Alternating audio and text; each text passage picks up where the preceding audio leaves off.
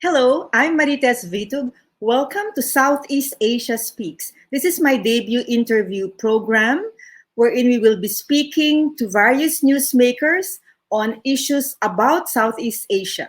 Today, we will be speaking to Ambassador Gerard Hong, who is the ambassador of the Singaporean Embassy in the Philippines, on the issue of vaccines, COVID-19, and Singapore's response. Welcome to Southeast Asia Speaks, Ambassador, and thank you for making time. Hi, Marites. Thank you for having me. Yes, let's start with this survey, 2021 survey on Southeast Asia conducted by ICES, which is Singapore-based, but it's not biased because in that survey, most of the respondents voted for Singapore and Vietnam as providing the best leadership during COVID-19 in ASEAN. And I think this will continue, that for even us in the Philippines, we look to Singapore for also your best practices in responding to COVID-19 in ASEAN. Now, let's go be specific about vaccines. Will Singapore do something or have a program to be able to distribute vaccines in the region? Well, I think first, thank you so much for your kind words about my country. I think for Singapore, we subscribe to what the Director General of the WHO has said, which is basically no one is safe until everyone is safe. So we believe that international cooperation to develop and distribute a viable vaccine is the only sustainable long-term solution to defeating this COVID-19 pandemic. So we are strong supporters of vaccine multilateralism and the fair and equitable distribution of vaccines. Singapore, you may know, was an early supporter of what we call the COVID-19 vaccine global access, the COVAX facility. And we contributed about $5 million to the COVAX Advanced Market Commitment, which supports low and middle income countries' access to vaccines. This is actually Singapore's largest ever single donation to a global organization. Singapore also founded this grouping in Geneva called the Informal Friends of COVAX Facility, which we actually co-chair together with Switzerland. This grouping, as the COVAX facility was operationalizing how it would do its work, this grouping was actually very much involved in the discussions. As you also know, Singapore is the regional transport and air hub and logistic hub. And so I think what we can do and what we have done is to serve as a distribution point for areas in the region where infrastructure is needed to handle large volumes of vaccine is limited, and so we can fly out the vaccines out of Singapore. So I give you a very simple example. I think earlier in February, the vaccines that were due to go to Australia and New Zealand, they all flew out of Singapore through Singapore Airlines. So I want to assure you that I think we will do what we can. We are a small country, but we will do what we can to support the international efforts to advance the shared objectives of vaccine multilateralism. How about for Southeast Asia Ambassador? Has there been distribution out of Singapore to some Southeast Asian countries? I am not aware of this. I only know of the recent example of flying out to Australia and New Zealand. And another thing we're also looking forward to is that Singapore has co-developed a vaccine with an American biopharma company, Arcturus Therapeutics. Can you give us an update? Because here in the Philippines, we've also talked about it as a possible vaccine candidate, not only in the Philippines, but I think in other countries. Yes. So what I can share about this is that, as you know, Arcturus Therapeutics are in partnership with the Duke National University of Singapore to develop this thing called Luna COVID-19 vaccine. It is at phase 2 trials right now. So what the Singapore government has done is to provide some support to accelerate the development of this vaccine. And the scientists from the Duke National University of Singapore Medical School have also been involved in preclinical and clinical trials for this vaccine. So when do you expect the phase 3 trials to take place? We're just in the phase 2 trials, right? So this may take a longer time within the year, maybe? I really don't have any information on that front. I'm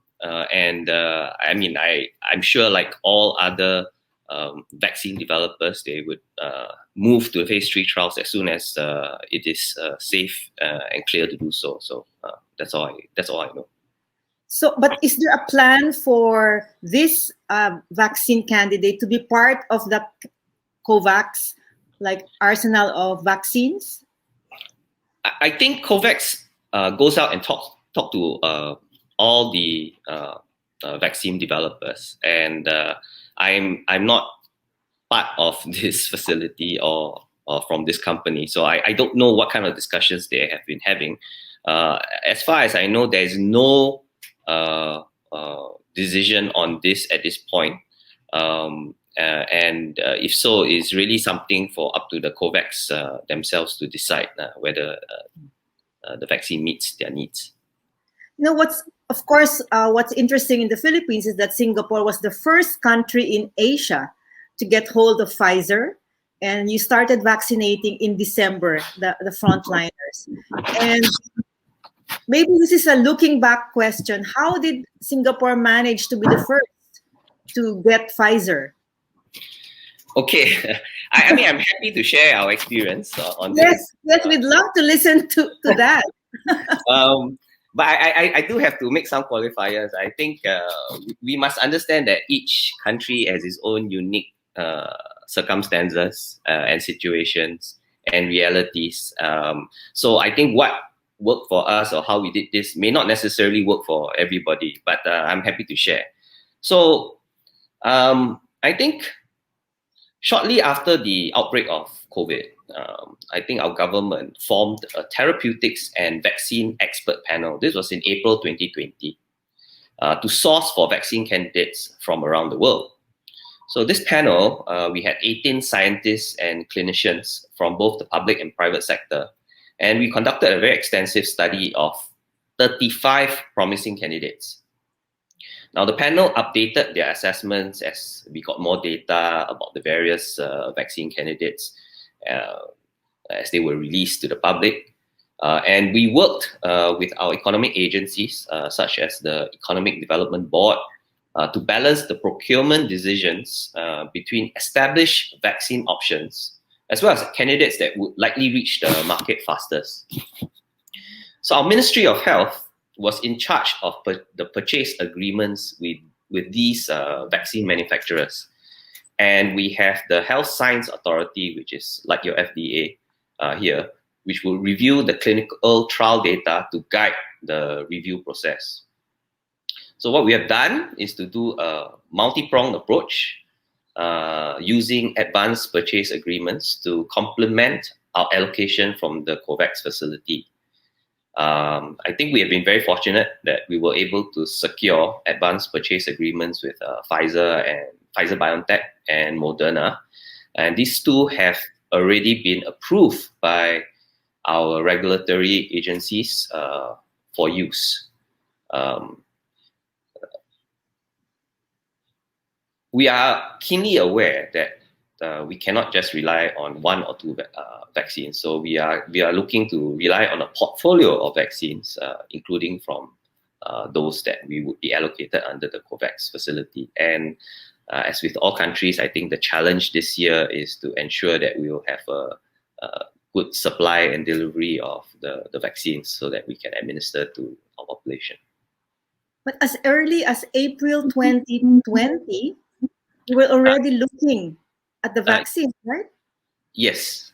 Wow, that's really ahead of everyone else. So, because, and maybe can you talk to us also about the process of the indemnity? Because, like, the US has a law that covers indemnity. I think UK also has a law. Argentina passed a law. So, what is the process in Singapore in dealing with the requirement of pharma companies for indemnity?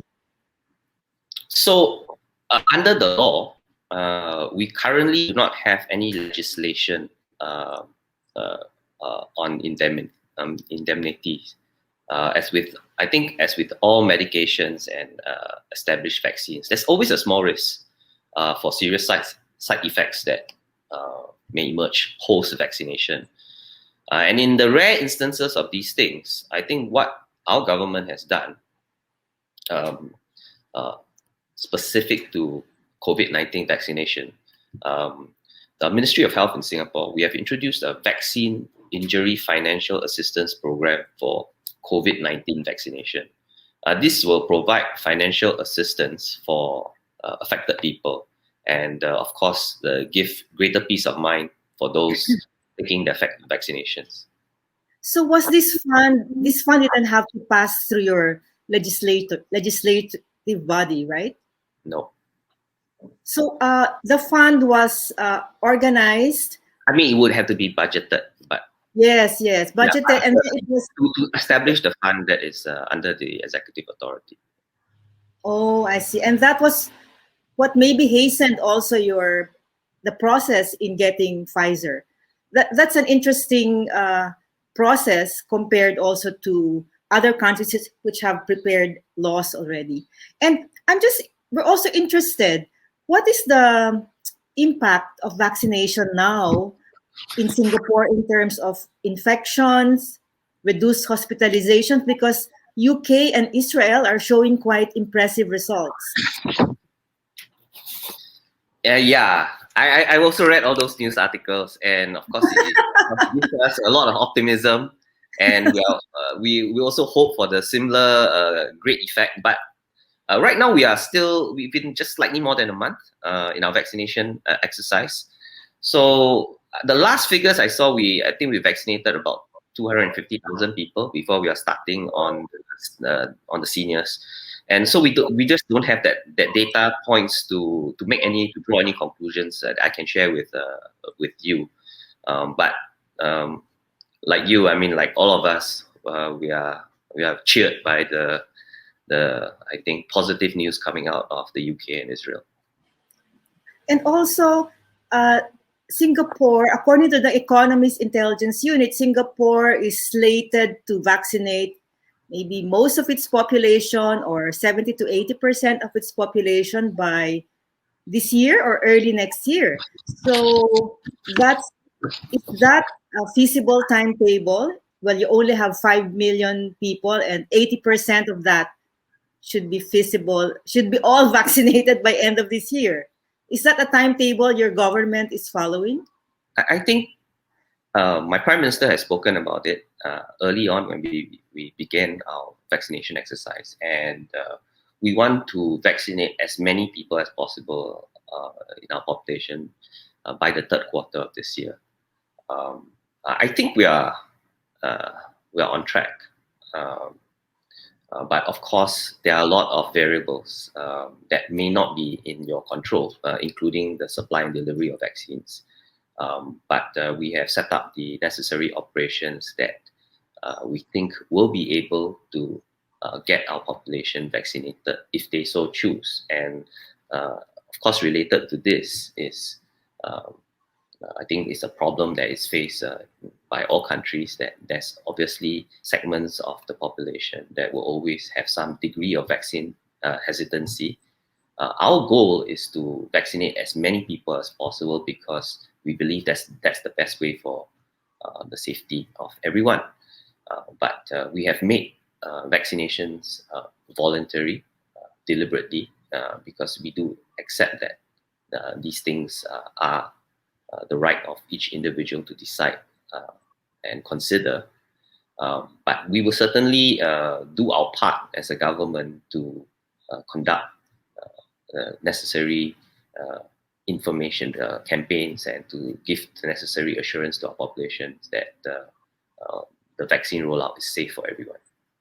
Yeah, I was also interested in the priority groups for vaccination in Singapore. You started off with medical or health frontliners, and then you went into, I think, workers or land transport, air transport workers, and now you're into the 70-year-old group and above. So maybe can you talk to us about the priorities for vaccination? Sure. I think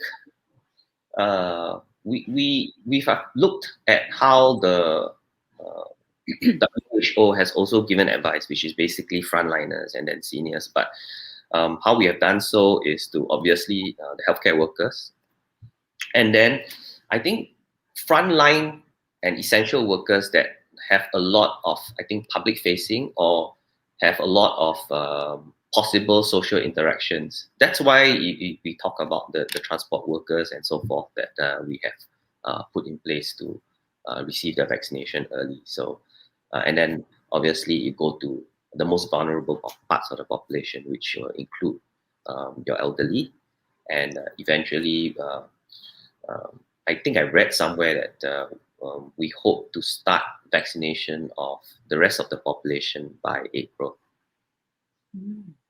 And I think because you have a young population, generally young population, so no, you have a gray society. You have a graying population. Yes, we are the opposite of the Philippines. So, I was also interested in the since Singapore will be the first, maybe in Southeast Asia, to have the most number of people vaccinated. Will you now open your doors to tourists? Can we now go to Singapore? I get this question a lot from all my friends in the Philippines. Okay, so I think, as with most countries, the vaccination program that we are doing now is focused on making sure that the resident population in Singapore is safe and while vaccination, but we are aware that while vaccination is not a silver bullet, it's actually a very important step to reviving our tourism industry. And it will, of course, instill greater confidence in Singapore as a safe destination where we can resume tourism. So I think we got to get our first things done right. We got to get our population vaccinated first. But I think you will also notice that Singapore will be hosting the WEF in August. So hopefully we can meet our vaccination needs before that. But I think more broadly, I think people understand that for Singapore, we are very much connected to the rest of the world.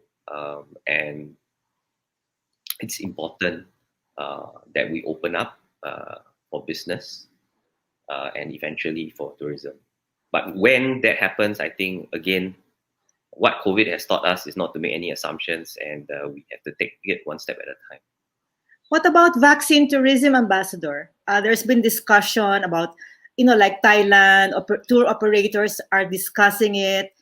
It's also a one way to boost your tourism. Are you considering that? I don't have any information about that. I'm sure some people are thinking about it.